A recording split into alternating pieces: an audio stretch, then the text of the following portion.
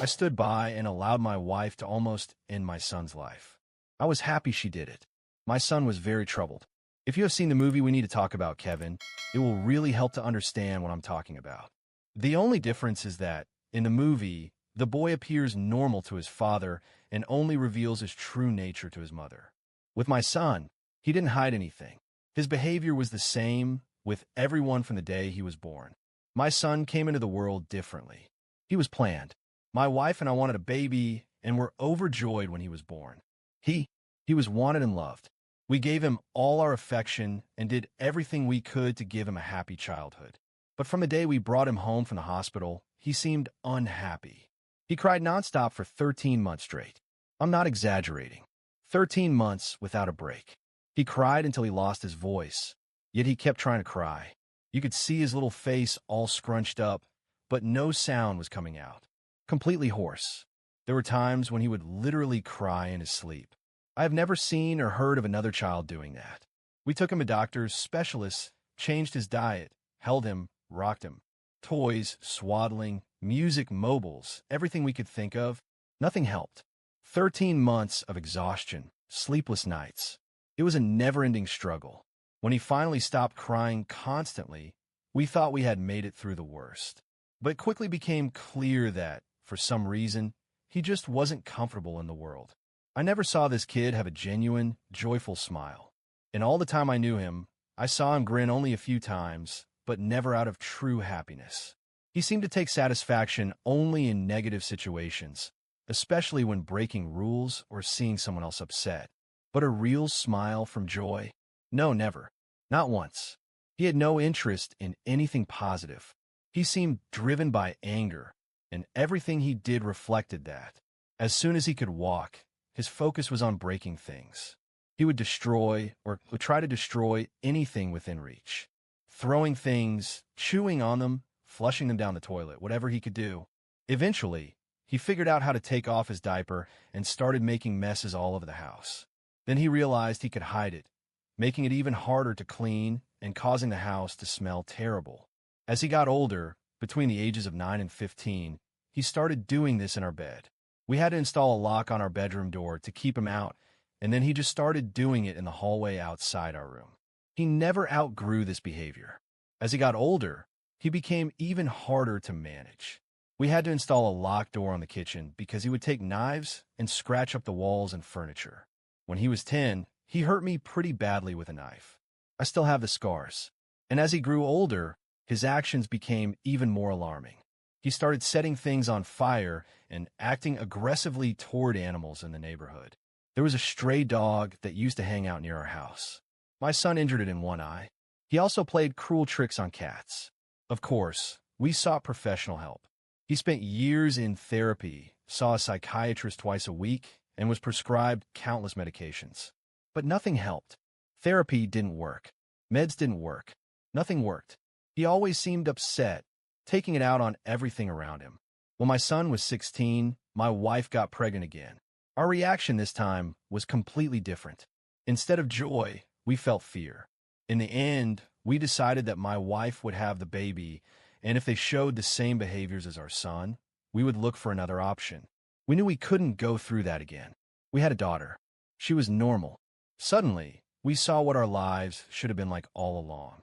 What things would have been like if our son hadn't been the way he was. She was happy. She was peaceful. I can't describe the relief and happiness we felt. I don't have the words for it. When we brought our daughter home, he started acting out even more. I didn't think it was possible, but he escalated. By this time, he was 17, and we were having explosive arguments every day. After our daughter was born, my relationship with my son was practically non-existent. The only interactions we had were yelling at each other. My wife had it even worse with him. She had nothing left to give. He started spending more time away from home, which was a relief for us. I have no idea what he was doing out in the world, but we were just happy it wasn't affecting us anymore. Because of our son's behavior, we invested heavily in locks around the house. All of the cheap, thin interior doors were replaced with thick, solid wood doors that couldn't be broken down, equipped with key locks that only my wife and I carried keys to. We weren't locking our son up like a prisoner. He had free access to the house and could leave whenever he wanted. My wife and I locked ourselves in rooms to protect ourselves from him. He had turned us into prisoners in our own home. On the day in question, that morning, I had argued with my son, and he had left the house in a rage. My wife and I were enjoying a rare moment of peace in the kitchen while our daughter napped in our bedroom. Then, we heard her cry. Any parent with young children knows that, over time, you learn to recognize different types of cries. There's the cry of hunger, the cry when they need changing, or the cry when they just want to be held. This cry was none of those. This cry was fear. The second we heard it, my wife and I jumped from our chairs and ran to the room. The door was locked as always, and it took a few seconds to find the right key and get it open. When we got inside, we saw our son. Our house was a single-story home, and he had climbed in through the window to get to her. He was standing over her crib, holding a kitchen knife. I have no idea where he got it. It wasn't one of ours. We were always extremely careful with sharp objects and kept them locked away. I believe he must have taken it from somewhere outside our home. My daughter was terrified, crying uncontrollably. He was running the back of the knife across her face, not cutting, just taunting her while she screamed. When he saw us, he smiled. Before I even realized what I was doing, I was already moving to protect her. I didn't think. I just acted. But my wife got there first. It was like watching a movie in fast forward. She struck his hand, knocking the knife across the room, and then shoved him with all her strength. He was pushed back, away from the crib. I picked up my daughter while my wife stood in front of us, shielding us. The worst part was the look on my son's face as he stood there. Blank, emotionless, like he felt nothing. He looked like a stranger to me. My wife took a step toward him. I could have stopped her, but I didn't. She stepped even closer. Again, I could have stopped her, but I didn't. She just stood there, staring at him for a few seconds without saying a word. And then she punched him. Now, up until this point, you might have imagined my wife as a delicate woman, but that couldn't be further from the truth. She's always had a small frame, but fragile? Never. Since her teenage years, she trained in boxing. Back then, MMA didn't exist, but karate and boxing were popular, and my wife had always been skilled at it. We had never laid a hand on him out of anger before, but something inside her broke that day. Years of frustration, fear, and sadness came pouring out. When she hit him, he was stunned. He just stared at her, as if he couldn't process what had happened. She paused for a second and then hit him again. I could have stopped her, could have held her back, taken her out of the room, calmed her down. But I didn't. I just stood there, watching as she continued. Every time he tried to shield himself, she hit another spot. He started yelling, telling her to stop. It was the most real reaction I had ever seen from him in his life. But she didn't stop. She was completely focused, moving with the same precision as if she were training in a gym. I watched for a while. Then, I turned away and walked out of the room with my daughter in my arms. I went to the kitchen and gave her a bath in the sink. That's when I noticed a small cut on the sole of her foot. All the injuries were minor. I cleaned her up, put ointment and bandages on her cuts, and held her until she calmed down. Meanwhile, from the bedroom, I could still hear my son yelling insults at my wife, making awful threats, until eventually he stopped shouting. At that point, I assumed he had passed out, but I could still hear the sounds of the struggle. It went on for a long time, long enough for my daughter to fall asleep in my arms. Finally, my wife came out of the room and sat down across from me. Her hands were red and swollen. She was breathing heavily. We just sat there, looking at each other in silence. After a while, I asked, "Is he okay?" She looked at me and said, "I hope so." I nodded. I knew exactly how she felt. I felt the same way. We didn't know what to do, so we just sat there, waiting. Eventually, my wife started crying and went to take a shower. I stayed where I was, holding our daughter. After a long time, I heard faint sounds coming from the bedroom. I realized my son was still conscious. I wanted to see how bad it was. He was clearly in bad shape. He was lying on the floor, struggling to move. His face was swollen, his eyes barely open, and he wasn't speaking. His movements were slow, like he was exhausted. That was the moment I realized just how far things had gone. My wife had finally reached her breaking point, and I understood. That day felt endless. I was still holding my daughter in my arms, feeling the weight of exhaustion pressing down on me. My wife sat across from me, breathing heavily, her gaze fixed on some distant point, not saying a word. The silence inside the house was suffocating, but outside, we started hearing voices. That's when I realized that the noise from the fight had caught the neighbor's attention. Someone knocked on the door hard, then again, more urgently. Before I could get up, I heard a voice from outside. "Is everything okay in there?" We heard yelling. I looked at my wife. She didn't seem surprised. Maybe she was just too drained to care about who had been listening. I walked to the door and opened it, finding a group of neighbors standing outside. These were people we had known for years, but they had always kept their distance. Some feared my son. Others simply chose to ignore what was happening. But this time, they couldn't ignore it. "What happened?" one of the men asked, trying to look inside. "Is everyone okay?" My wife stepped forward, crossing her arms with a hardened expression. She wasn't interested in hiding anything. "He tried to hurt our daughter." A heavy silence fell over the group. Those words landed like a thunderclap. "What?" one of the women asked, visibly shocked. "He climbed into her room through the window." I continued, my voice tense. "He had a knife. He hurt her." The neighbors' reactions shifted instantly. What started as murmurs turned into an explosion of outrage. Some people started yelling, asking where he was. Others muttered that they always knew something like this would happen, that it had only been a matter of time. "And you still let that monster live here?" One man spat in disgust. "He should have been locked up a long time ago." The group started moving forward, looking like they were ready to drag him out of the house themselves. My heart pounded, not because I wanted to protect him, but because I knew that if they found him in this state, they would tear him apart. "Where is he?" another neighbor shouted, his face twisted with fury. That's when we heard the sirens approaching. Red and blue lights flashed down the street. Someone else, probably another neighbor, had called the authorities. The shouting died down for a moment. Everyone stepped back, some grumbling in frustration, others exhaling sharply to calm themselves. But no one left. They wanted to see how this was going to play out. The paramedics entered first, followed closely by the police. I just pointed toward the hallway. One of the officers went to check the bedroom and quickly called for backup. My son was still conscious, but he couldn't move properly. He barely had the strength to react. I watched my wife as she stared at him, completely devoid of emotion. To her, he was nothing anymore. "What happened here?" one of the officers asked, looking at us seriously. My wife spoke first. "Our son tried to hurt our baby. He broke into her room through the window and had a knife." The officer frowned. "Do you want to press charges?"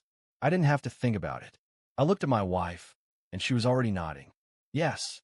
The officers began taking our statements right then and there while the paramedics worked on stabilizing my son. The neighbors weren't satisfied. They wanted more. They wanted justice right then and there. "He can't get away with this." Someone yelled. "That kid is a danger to everyone." The police had to intervene, telling everyone to stand down. Some people were so enraged that it looked like they were about to charge at him. One of the officers had to raise his voice to restore order. "He's being taken into custody, but you cannot interfere." They loaded him into the ambulance, but not like a regular patient. 2 police officers went with him. He was under guard. Meanwhile, another officer handed us a form and instructed us to go to the station to file a formal report. "Are you going to press criminal charges?" My wife looked at me, and for the first time in a long time, I saw a certainty in her eyes that left no room for doubt. "Yes," I answered for both of us. And just like that, everything began. We knew this wasn't the end. In reality, it was just the beginning of a long battle. But one thing was certain. For the first time in years, our house felt just a little bit safer. And now, he would finally have to face the consequences of what he had done. Filing the report felt like the final step to ending this nightmare. Deep down, I knew the justice system was flawed, but I wanted to believe that this time, with everything that happened, it would be different. My wife and I went to the police station that same night, after making sure her daughter was safe at a trusted neighbor's house. The atmosphere at the station was cold, mechanical. The officer on duty looked at us with tired eyes, as if we were just another problem in a long list of problems he had dealt with that day. We were made to wait in uncomfortable plastic chairs before being called in to give our statements. My wife spoke with a steady voice, but exhaustion seeped into her every word. We recounted everything: his history of aggression, the disturbing incidents with animals, every violent outburst we had endured, all leading up to the moment he climbed into our daughter's room. We detailed how he entered through the window, the knife he was holding, the way he hurt her. The officer listened, took notes, and asked questions. "Do you have any physical evidence of what happened tonight?" My wife and I exchanged glances. The nursery still had signs of forced entry. The police had taken the knife, but it was just an ordinary knife. There were no witnesses who had seen what happened.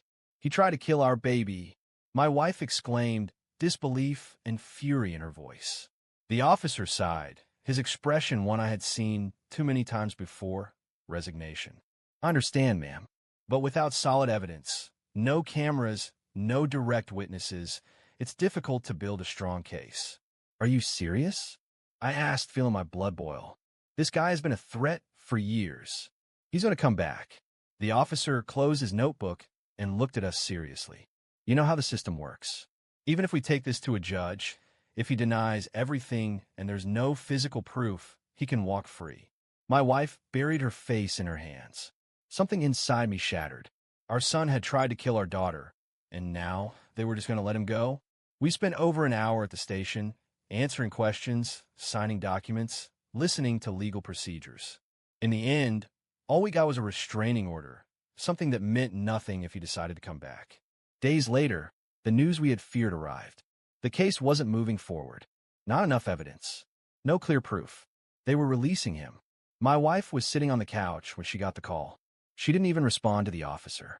She just hung up and looked at me. "He's being released," she said, her voice emotionless. She didn't need to say anything else. My chest tightened. Our daughter was playing on the carpet, completely unaware that the danger hadn't passed. When the neighbors found out, outrage spread like wildfire. Everyone was furious. They had seen him being taken away. They had heard our story. No one wanted that monster back in the neighborhood. And then one night it happened. My wife and I were trying to keep our routine, but the tension was unbearable. Suddenly, we heard noise outside, shouting. I went to the window and saw a crowd gathered at the corner. In the middle of them, my son was on the ground, surrounded by furious men and women. My heart pounded. My wife got up and came to the window. We watched, saying nothing. I didn't feel fear. I didn't feel concern. I just waited. "He's free," one of the men yelled. "If the system won't do anything, we will. He tried to kill his own sister. He thinks he could just come back here like nothing happened." The crowd was growing angrier. Some kicked him as he curled into himself. Others grabbed his shirt, shaking him, screaming in his face. For the first time, I saw fear in his eyes. "Confess," a woman shouted. "Say it, or you don't walk away from here." They held him up by his collar, forcing him to look at them. His voice was shaking, barely a whisper.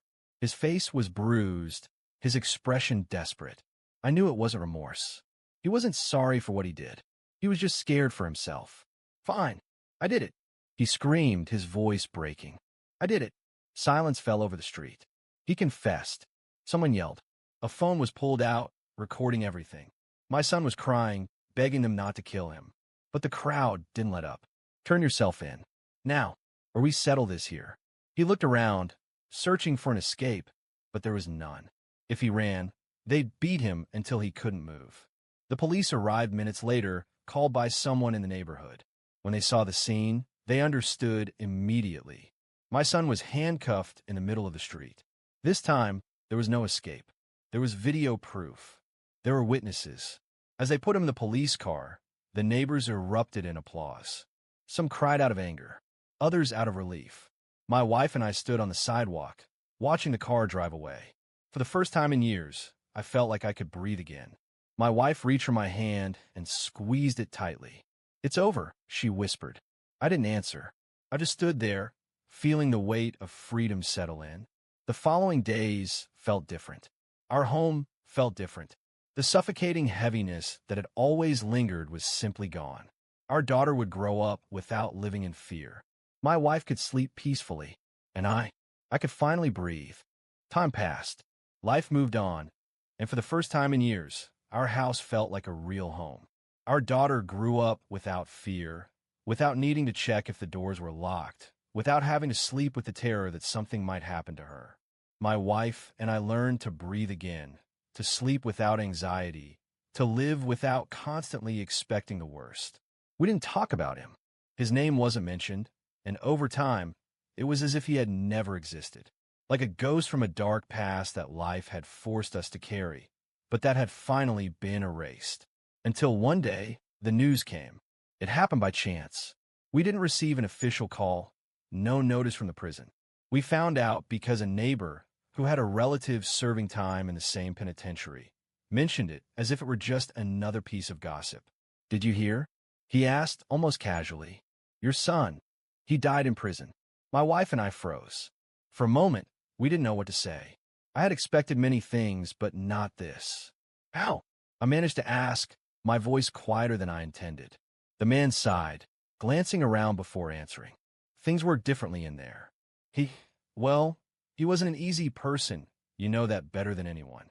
He kept acting the same way, making enemies, causing trouble.